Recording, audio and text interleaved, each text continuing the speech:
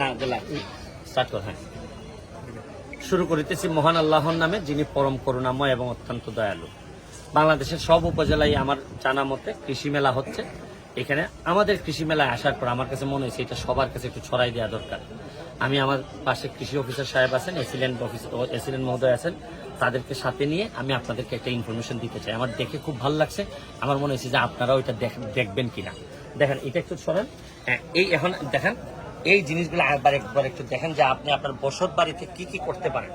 এটা এখন এই কৃষি অফিসার মহোদয় এটা একটু বলবেন যে এইখান থেকে শুরুটা এইখান থেকে হয়েছে না, এই শুরুটা হয়েছে এইখান থেকে। দেখেন শুরুটা হয়েছে এইখান থেকে।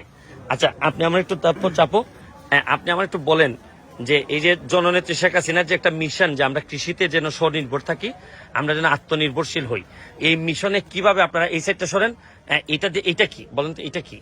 ধন্যবাদ স্যারকে। আসলে আমাদের বর্তমান প্রধানমন্ত্রী প্রত্যেকটা জায়গায় একটা কথা বলেন যে 1 ইঞ্চি জায়গা পুঁতে রাখা যাবে না। হ্যাঁ, সেই লক্ষ্যে এবং পাশাপাশি আমাদের পরিবারের সারা বছরের যে পুষ্টি চাহিদা এটা পূরণ করার জন্য আমাদের বসতবাড়ির যে জায়গাগুলো পতিত থাকে আমরা খেয়াল করি না, এই জায়গাটায় কিন্তু আমরা কাজে লাগিয়ে সারা বছর জুড়ে পুষ্টিকর শাকসবজি ফলমূল আমরা উৎপাদন করতে পারি। এখানে মডেলটা একটু ভালো করে দেখান। এই জায়গাটা যেটা দেখা যাচ্ছে, এটা হচ্ছে একটা কালিকাপুর মডেল বলা হয় এটাকে। আমাদের প্রত্যেক বসতবাড়ির মধ্যে উন্মুক্ত একটা জায়গা থাকে আঙিনার মতো, এই জায়গাটার একটা জায়গায় 1.5 বা 2 শতক জায়গা কাজে লাগিয়ে আমরা এই মডেলটা করতে পারি। এখানে 5টা বেড আছে, 5 বেডে সারা বছর জুড়ে 5 রকমের শাকসবজি থাকবে এই জায়গাটাতে। মৌসুম ভিত্তিক 5 রকমের শাকসবজি লাগাবে। হ্যাঁ, এরপরে এই দুই পাশে মাছা থাকবে, মাছায় লতানো যে সবজিগুলো আছে, লতানো সবজিগুলো থাকবে, মিষ্টি কুমড়া, ঝিঙ্গা, চিচিঙ্গা, সিম এগুলো থাকবে। হ্যাঁ, এরপরে আরেকটা বেড দেখা যাচ্ছে। এই যে বেডটা, এটাতে বসতবাড়ির মধ্যে কিছু ছায়াযুক্ত জায়গা থাকে, গাছ থেকে তার নিচে আমরা এটা লাগাতে পারি। এটা হলো মশলা জাতীয় আদা চাষ করতে পারি, এটা ছায়ার মধ্যে ভালো হয়, ওইটা ছায়ার মধ্যে হয়, নিচেটা লাগাতে পারি অথবা বস্তায় চাষ করতে পারি। হ্যাঁ, এরপরে আমাদের কিছু ঔষধি একটা যদি অংশ থাকে বসতবাড়ির আশেপাশে, অ্যালোভেরার একটা উদাহরণ দেওয়া হয়েছে এখানে।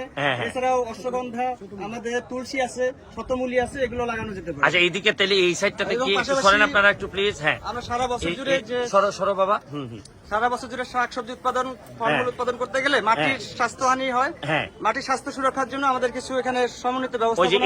এই জায়গাটাতে কি এইটা একটা দেখা যাচ্ছে, এটা দেখাই। এইটা সরেন তো, কেঁচো সার উৎপাদনের একটা খামার। এটা কেঁচো সার, এই উল্টায় দেখেন তো, একটু দেখেন তো। এটা ভিতরে কেঁচো আছে এবং এটা 50 দিনের মধ্যে আমাদের যে পচনশীল পদার্থগুলো আছে এগুলো পচে গিয়ে একদম ঝুরঝুরা হয় এবং এটা কেঁচো সার হিসেবে এটা এখানেই তো ব্যবহার করতে পারেন। এই কেঁচো সারটারে এখানে ব্যবহার করবেন। আর এটা কি এই দুটা হচ্ছে খামারজাত সার। অনেকের বাড়িতে গোয়াল ঘর থাকে, গরুর যে গোবরটা, এটা আমরা যদি একটা নির্দিষ্ট জায়গায় ফেলি এবং উপরে যদি আমাদের চাল থাকে তাহলে বৃষ্টির পানিটা ওখানে পড়বে না। এখানকার যে পুষ্টি উপাদান পুরোটা থাকবে জৈব সারের মধ্যে এবং এই জৈব সারগুলো আমরা এই বেডগুলোর মধ্যে যেখানে শাকসবজি ফলমূল উৎপাদন হবে এগুলোতে ব্যবহার করে পরিবেশ বান্ধব উপায়ে আমরা শাকসবজি ফলমূল উৎপাদন করতে পারবো। Thank you. আমি আপনাদেরকে জাস্ট বিদায় নেওয়ার আগে শুধু একটা জিনিস বলতেছি, যার যেখানে ভালো মডেল আছে আপনারা আপনাদের সোশ্যাল মিডিয়ার মাধ্যমে ছড়াই দেন। এই মডেলগুলো আমরা অ্যাডপ্ট করতে চাই, করে আমাদের যে নিজেদের যে ডিপেন্ডেন্সি, নির্ভরতা, এটা আমাদের উপরে রাখতে চাই। আমরা বিদেশিদের উপর আর নির্ভর হইতে চাই না, কারণ কখন করোনা আসে, কখন ইউক্রেন যুদ্ধ লাগে, এগুলা আমাদেরকে ফকির করার জন্য বহু লোক বসে আছে, বহু দেশ বসে আছে। সুতরাং আমরা আমাদের হিসাবটা, প্রধানমন্ত্রী যেভাবে হিসাবটা চান যে নিজের পায়ে দাঁড়াইতে চাই, এইভাবে আমরা নিজের পায়ে দাঁড়াইতে চাই। ভালো থাকবেন, সুস্থ থাকবেন। Thank you.